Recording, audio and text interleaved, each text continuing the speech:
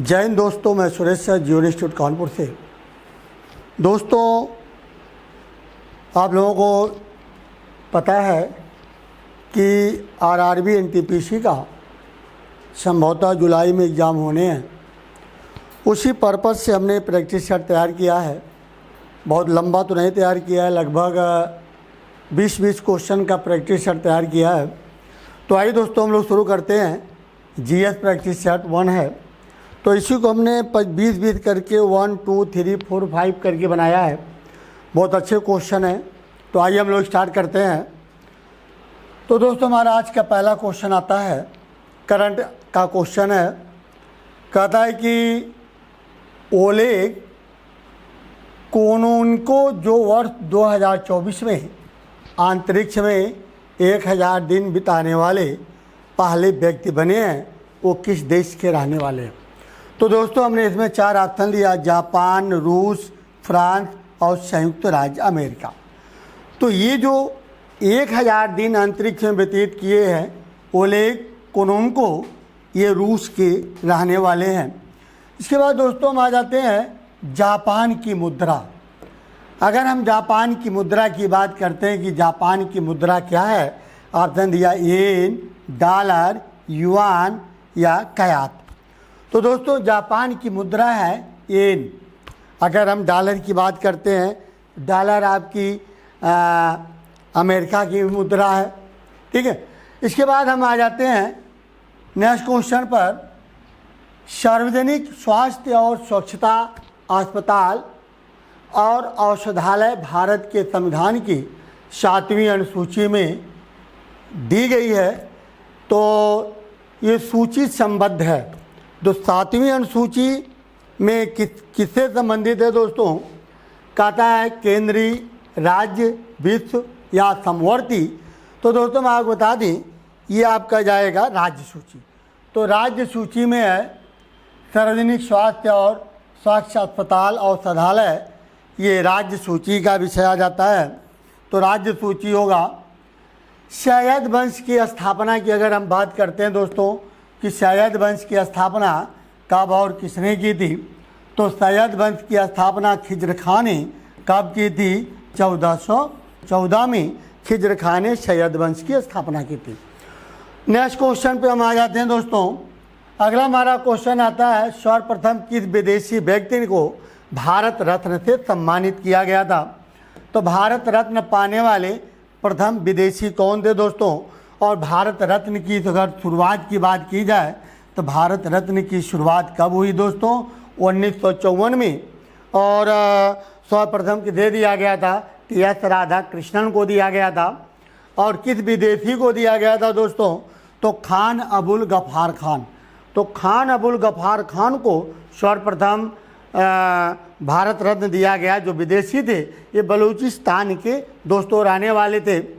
इसके बाद अगला पॉइंट हमारा आ जाता है कि किस अनुच्छेद के अनुसार जम्मू कश्मीर के लिए निवारक निरोध संबंधी विधि बनाने की शक्ति संसद को नहीं बल्कि राज्य विधानमंडल को दी गई है?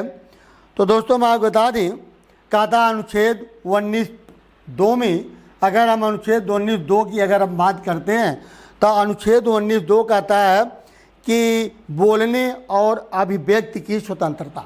तो बोलने और अभिव्यक्ति की स्वतंत्रता की बात करता है अनुच्छेद 19(2).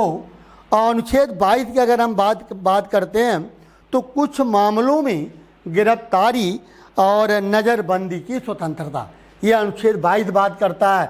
अनुच्छेद 19 अगर हम अनुच्छेद 22(7) की बात करते हैं तो अनुच्छेद 22(7) कहता है कि जम्मू कश्मीर के लिए निवारक निरोध संबंधी विधि बनाने की शक्ति संसद को नहीं बल्कि राज्य विधानमंडल को दी गई है। तो हमारा दोस्तों आंसर जा रहा है 22(7).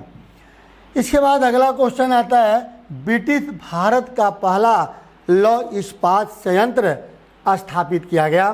तो ब्रिटिश हुकूमत के काल में पहला इस्पात कारखाना दोस्तों कौन सा स्थापित किया गया? तो Tata iron and steel company Jamshedpur. तो Tata iron and steel company Jamshedpur स्थापित किया गया दोस्तों। तो कब स्थापित किया गया? ये आपका जमशेदपुर में पड़ता है, 1907 में स्थापित किया गया दोस्तों। इसके बाद दोस्तों हम आ जाते हैं कि भारत आने वाला प्रथम यूरोपीय कौन थे। तो भारत आने वाले प्रथम यूरोपीय दोस्तों कौन थे? तो पहले आए थे कौन? पुर्तगाली आए थे। पुर्तगाली कब आए थे? 1498 में। और अगर हम ब्रिटिश की बात करते हैं तो 1608 में। डच की अगर हम बात करते हैं तो 1602 में। फ्रांसीसी की अगर हम बात करते हैं तो 1664 में। यानी भारत आने वाले प्रथम विदेशी कौन थे? तो पुर्तगाली थे, और फिर डच आए, फिर अंग्रेज आए, फिर डेनिश आए, और फिर फ्रांसीसी आए। तो सर्वप्रथम आने वाले पुर्तगाली थे, और भारत से अंत में जाने वाले भी पुर्तगाली थे। तो चलिए हमारा आंसर जाएगा पुर्तगाली। आप लोगों ने वास्को डी गामा का नाम सुना होगा।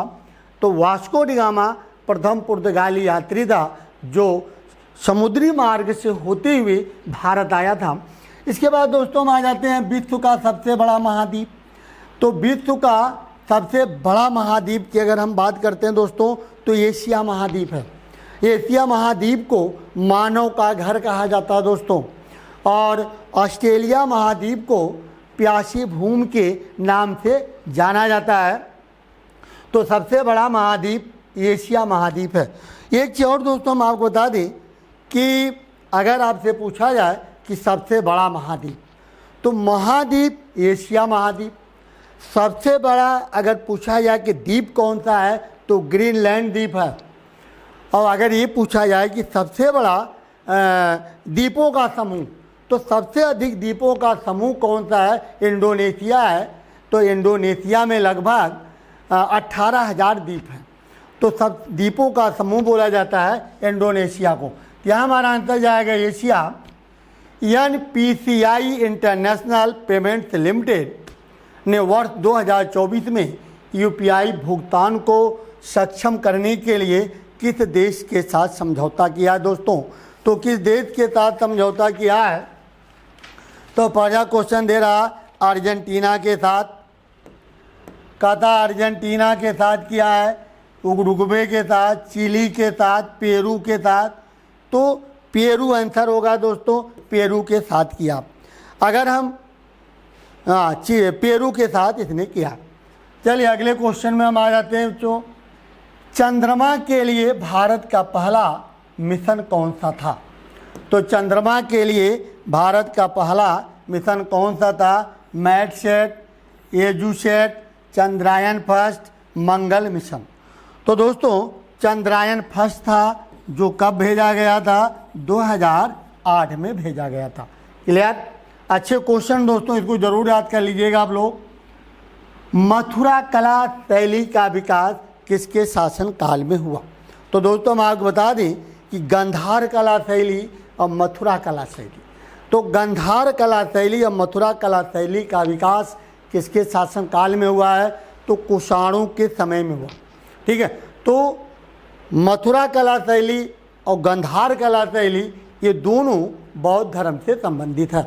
तो हमारा आंसर जाएगा कुषाण यानी कनिष्क के समय में इसका विकास हुआ। इसके बाद दोस्तों हम आ जाते हैं प्रथम विश्व युद्ध प्रारंभ हुआ था। तो प्रथम विश्व युद्ध कब प्रारंभ हुआ था दोस्तों? तो 1914 से 1918। तो 1914 से 1918 के मध्य में प्रथम विश्व युद्ध चला। और द्वितीय विश्व युद्ध की अगर हम बात करते हैं तो 1939 से 1945 चला है। तो हमारा आंसर जाएगा 1914। निम्नलिखित में से कौन सा सक्रिय ज्वालामुखी है?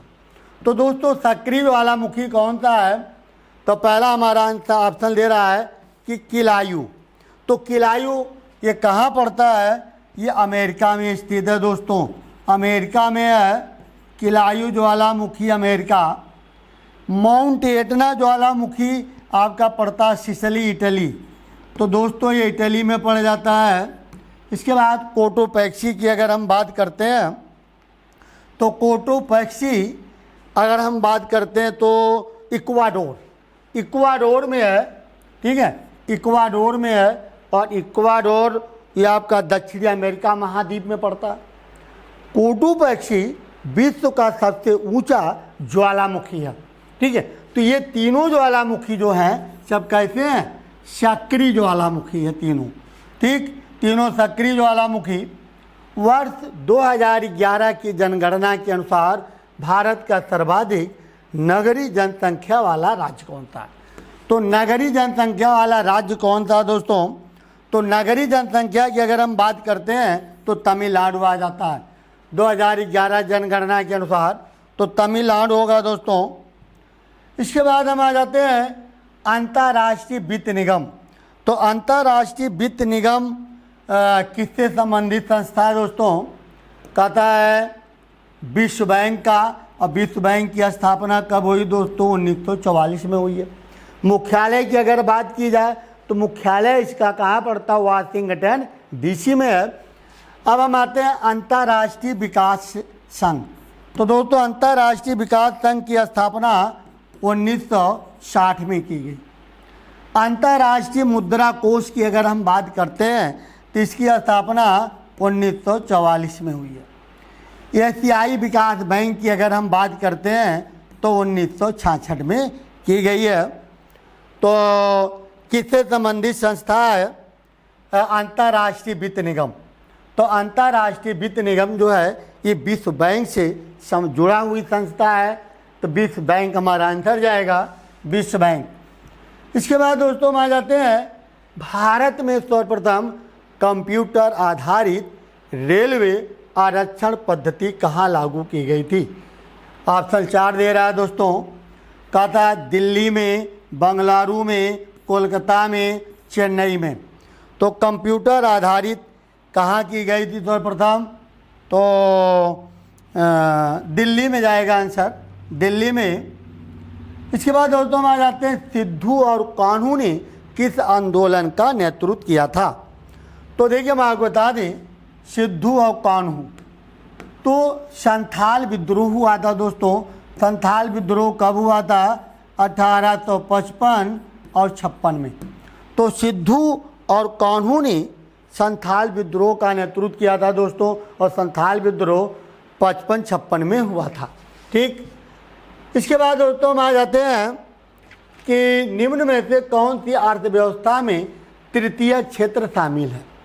कहता व्यापार, भंडारण, गैस जलापूर्ति या हाँ भाई कहता गैस जलापूर्ति या सामुदायिक समाज। तो देखिए हम आपको बता दें, प्राथमिक क्षेत्र में आपका आ जाता है कृषि, द्वितीय क्षेत्र में औद्योगिकरण आ जाता है, तृतीय क्षेत्र में सेवाएं आ जाती है। ठीक है, तो व्यापार द्वितीय क्षेत्र में, भंडारण द्वितीय क्षेत्र में, और ये जो गैस और जलापूर्ति है ये सेवा क्षेत्र में आता है। इसलिए गैस और जलापूर्ति तृतीय क्षेत्र का माना जाता है दोस्तों। जैन धर्म के संस्थापक, तो देखिए मैं आपको बता दें जैन धर्म के संस्थापक कौन है? ऋषभदेव। तो जैन धर्म की स्थापना ऋषभदेव ने की थी। कब की थी? लगभग 1500 ईसा पूर्व में। तो 1500 ईसा पूर्व में जैन धर्म की स्थापना की गई थी। और प्रथम तीर्थंकर माने जाते हैं। अगर हम पार्श्वनाथ की बात करते हैं दोस्तों, तो पार्श्वनाथ जैन धर्म के 23वें तीर्थंकर थे। ठीक, अब महात्मा बुद्ध की हम बात करते हैं दोस्तों, तो महात्मा बुद्ध जैन धर्म से इनका संबंध नहीं है, ये बौद्ध धर्म के संस्थापक माने जाते हैं। तो चलिए दोस्तों, हमारा आज का वीडियो यही समाप्त होता है। नेक्स्ट वीडियो में हम फिर मिलेंगे। ये किस्ते हम लोग स्टार्ट करेंगे, ये किस्ते 40 में। तो चलिए दोस्तों फिर मिलते हैं। जय हिंद, जय भारत।